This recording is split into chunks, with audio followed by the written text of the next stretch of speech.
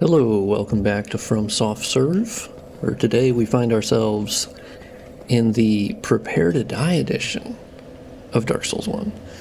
I was kind of taking a little vacation because I was like, oh, you know what? I kind of want to load that up again. And I do it every once in a while just to kind of like, I don't know. I'm not really sure why I always come back to it, but because it always feels like a really special version. And I kind of like my Prepare to Die edition mod because I don't have to really mess with the lighting because I can keep that sacred, right? And so I've been, like yesterday I was upscaling the normal maps and some of the textures. And something I found interesting about Prepare to Die edition is that similar to Demon Souls PS3 is there's actually a lot of surfaces in this game that don't have normal maps or specular maps. They just have your standard like diffuse map, which is the albedo here, and it's really weird. And so that's actually one case where Remastered is like 100% an upgrade because everything has a specular map and a normal map, and that's definitely one of the big changes. I guess I wasn't aware that Prepare to Die edition just lacked quite a bit of detail there. And it's really strange because some of them actually do have normal maps, they just aren't used on certain map pieces. It's sort of bizarre. Like this surface here I upscaled, and there is a normal map in the files for this surface, but the game doesn't use it on this map piece. And even when I try to tell it to use it, by editing the model file and then updating the material programming that it uses to then use a bump map, and it just doesn't like it. So I kind of have to look into that. But I've been updating some of the normal maps, which is the same stuff I've been doing for Remastered. So I thought I would bring that to Prepare to Die edition as well, because I think it could benefit quite a bit from it. You'll still see, of course, earlier in the mod I included the aqueduct that you travel through. And so that's kind of the idea for the mod, right? Is basically to enhance the game, but do absolutely no harm. So I'm not adjusting lighting settings. And I'm keeping, so the coloring, all of that's the same, but I am selectively adding dynamic shadows that you can kind of see like up here, and then maintaining the baked lighting where it needs to be maintained, which is mostly the certain interiors that have like torches and whatnot. That's where you actually need to maintain the baked lighting because it just looks genuinely worse, and it's something I've suffered with or dealt with in Remastered as well. But for this one I want to be very careful. Now this is actually another interesting point. I modified this map piece, and it allows, with the dynamic shadows added, you actually get light coming through these like sort of lattice style windows, right? And it actually reaches inside once I stripped out the baked lighting, right? Because the baked lighting basically made all of this dark. And the funny thing is, in Remastered, the light actually doing the exact same things, the light does not come through these windows and doesn't reach into the room. And that's actually down to how in Remastered, they set up these windows incorrectly. So in Prepare to Die here, you can see it's just one flat texture, right? But the light can actually get through it. But when you pull up this map piece in Remastered, like in Blender, you'll notice that they somehow fucked up these windows, and there's actually two lattice windows for each one, sort of sandwiched next to each other. And not only that, they're actually completely like opaque, and so no light gets through at all. So I'm not sure how that happened, but it did. And so that I figured out why the light can come in here for Prepare to Die. But it's one of those weird cases of, I don't know why the fuck that's the case, but it is. But let's go over to Firelink, because here you can see, of course, I've upscaled a good number of the Undead Berg textures, like this floor here. And mainly they're going to like 1 or 2K resolution. I will not be messing with like going to 4K or anything. That just isn't, it's not really worth it. Plus, they don't really, like, that's going too far from what the original texture is. There is a limit to where whenever you start upscaling, you will start degrading the image. Oh my god, I thought I died there for a second. I was like, what the fuck? But yeah, so Firelink completely untouched in terms of lighting settings, light scattering, fog settings, those are all the same. The only thing I've done is add the dynamic shadows to the grass, to the map pieces, strip out baked lighting where needed, but everything else is the same. And so I really love the aesthetic. That's what I love about this mod, is I'm sort of like released from having to worry about that. Because it's so, it gets pretty annoying in Remastered, because they did change some things in Remastered, and so trying to like get it back to the Prepare to Die edition version of colors and lighting is actually more difficult than I thought it would be. Like, you can't just copy the settings. That actually will not work. The lighting setup is different, and so they react differently to different lighting parameters. But so that's where I'm treating my Remastered mod as sort of like its own thing, where I can be a little bit more creative and take artistic like liberties. But here in this mod, I restrict myself to like improving this water. I made the reflections better. One thing you'll notice is the resolution on the reflections is pretty low. In Remastered, they upped that reflection resolution. I don't know how they do that. I don't know how that's handled. I haven't seen that in the game files, but I mean, they obviously had the source code, so they were able to do that. If I can find a way to do that, I will, but I made the reflections better by basically borrowing them from a different area. But yeah, the upscales on the textures is sort of the main star of the show here, and improving the bump mapping on some of these surfaces like here. I can actually go to my Twitter and show that for comparison's sake. But I'll do that at the end of the video, because Prepare to Die Edition really hates display capture, but it likes game capture. It's just an old game. But yeah, you can see some of the increased texture detail. Like up here, you can see the surface details a lot more, and then I haven't touched this texture yet. So that's kind of a good example of an untouched texture versus one that's been upscaled and has a new normal map. So it's actually a pretty big upgrade. And the other pretty exciting thing is, it was a couple days ago, I was randomly like, I was curious. I was like, you know what? Prepare to Die Edition is running on DirectX 9, right? And it doesn't run it particularly well. Like, it's mostly 60 FPS when you have DSFix installed, of course. But even in Blighttown and Isolith, like, there are still frame drops, and the frame timing is also pretty bad. And so the frame timing, of course, is not necessarily, it's not the frame rate, but it is how the frames are delivered. And it's similar to like Bloodborne, which has frame time issues. Almost all From Software games have frame time issues, where it's just a wonky way that the frames are being delivered, so it will end up not looking as smooth as what a frame rate graph would tell you, right? And so I thought, I was like, you know what? Let me try DXVK, which is one of those interesting translator programs that it's been set up. It's mainly been used on like the Steam Deck, and to convert things to Linux, because it needs to convert them to Vulkan so that they can render it. Obviously you don't have DirectX on Linux, right? But interestingly, you can use it on Windows as well. And so it basically just gives you a different DX9 DLL, and you drop that in the game folder.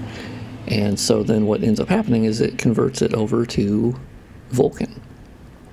And so yeah, this entire time my game has been running on Vulkan and not DirectX 9. Now you might be asking, like, well, then what's the point, right? Like, if it already ran mostly at 60.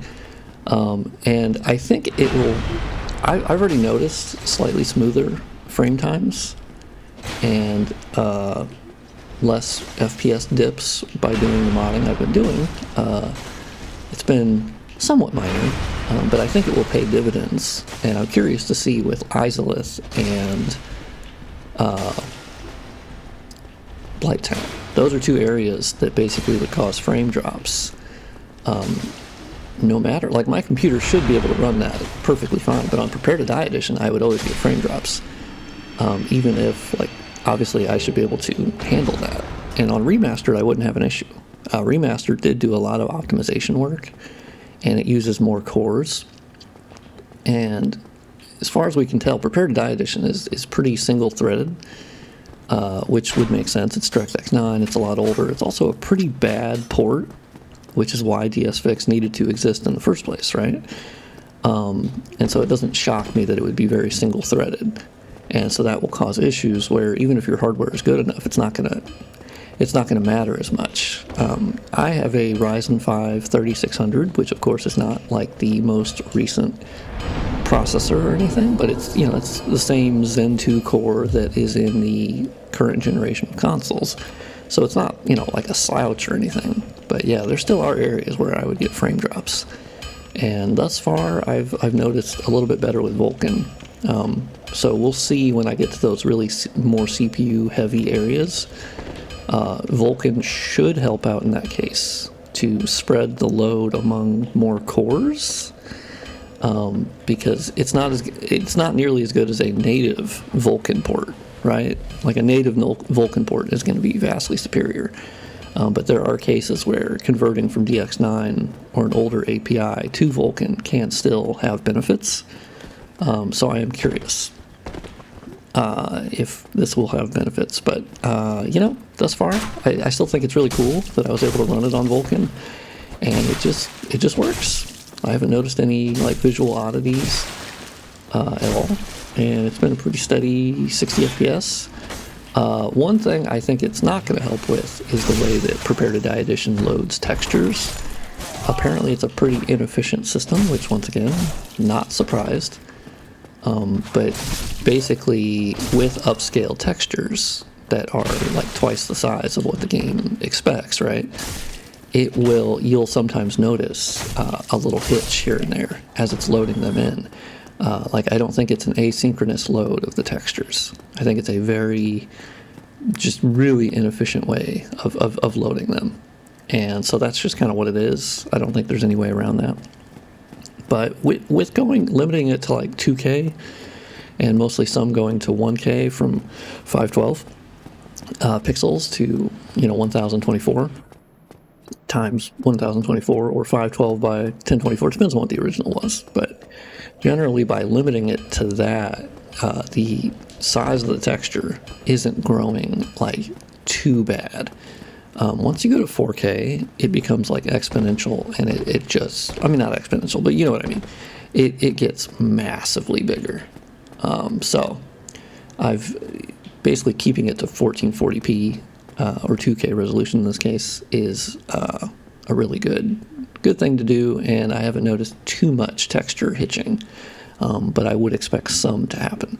Also, you'll notice Prepare to Die Edition has a really weird way of handling shadows, and you'll see the shadow from the channeler kind of go through and then hit down there. It's very strange, but beyond that, the interior area here, I've maintained the baked lighting because it's vastly superior to if I were to strip that out. Because you'll notice here, I do have light coming in, or I don't have light coming in, but the baked lighting does. And when I stripped that out, it was incredibly hard to get dynamic shadows to come in. So this is the case of, like, here you'll notice I've stripped out the baked lighting, and that's where you get these nice, more accurate shadows.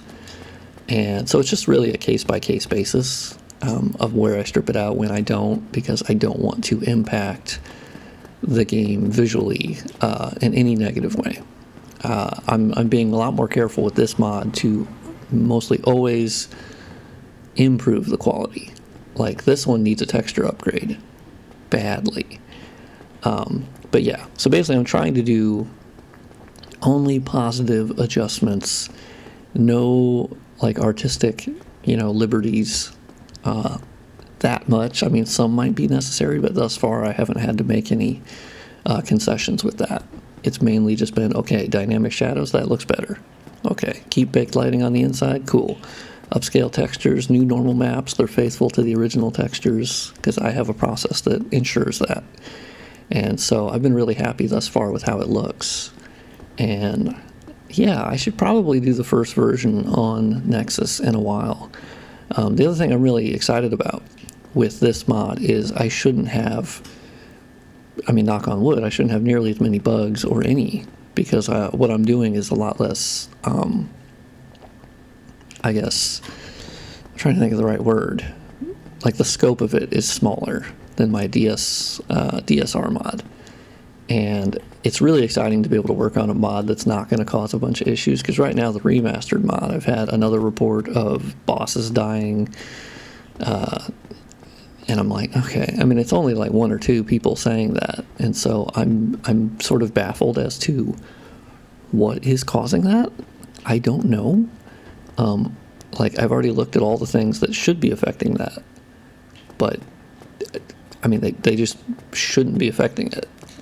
I'm not, messing with collisions, but that's for a whole separate video. It's really cool to work on a mod where that's not the fucking problem for once. I'm going to end the video by trying to parry this bitch ass. Okay, well, you know what? Alright, let's suck down and Estes. Thank you, thank you. Oh, nice. I actually need to play through this game because I don't have any save files. I just have this guy who's beaten, I think, the Taurus demon. And that's basically it. Okay, I didn't get to him soon enough. Oh, shit. I love the depth of field in the Prepare to Die edition. It's so strong. It's so great. Okay. Ouch. Ooh, okay, this might work. Oh, did that get him? Oh, shit. Okay, this is kind of the cheese method. Wow, the range is fucking great on that. Holy shit. Yeah, bitch ass. Okay, you two. Yeah, get out of there. Whoop. I never noticed that, yeah, the water is like right there. For some reason, I never noticed that. I guess it just wasn't terribly noticeable. For me, at least. I haven't modified this water at all. It's still reflecting most of the scene. I don't think it's reflecting the sky, or maybe it's just set up to not be terribly visible. But yeah, there's some small updates to my Prepare to Die edition mod. Having a lot of fun working on it. Excited for, I don't know, what's to come after this. We'll see. I'd like to do the first version of it, because right now I think it's only on Patreon. Yeah, but if I could put one on Nexus, and then people can DM me on Discord if they need help basically finding a playable version of Prepare to Die edition, because obviously it got delisted, right? My philosophy is that as a company, if you're going to delist a product and then not give anyone a way to download it and play it, well then I think at that point it's okay to find other means to download it. Because, I mean, you're not giving us an option. So for me, I kind of go, okay, that's fine. So yeah, DM me on Discord if you need a hookup, basically. Which I know I'll get some comments of like, you probably shouldn't mention downloading Prepare to Die edition, but I think at this point Bandai Namco doesn't give a shit about it. Like, they don't give a shit about the Prepare to Die edition. Remastered's been out long enough. They've sold a shit ton of those copies. I'm actively modding Dark Souls Remastered, so like, I think at this point I don't think they give two shits about the Prepare to Die edition, for better or for worse. So I think it's sort of the modders are the ones who fixed Prepare to Die edition anyway. So it's only fitting that modders are the ones who will keep it going and still work on it and upgrade it. Like, that to me seems pretty fitting. So anyway, if you enjoyed this really rambly video where I just talk and have a therapy session for myself, evidently, that's awesome. That's cool. I hope you had a good Christmas, and I'll see you on the next video, which probably will be Dark Souls Remastered, but maybe it'll be more Prepare to Die edition. I don't know. I'm having fun. It's more simple to work on this mod, so it's really fun to work on it. So thank you for watching, and I'll see you on the next video.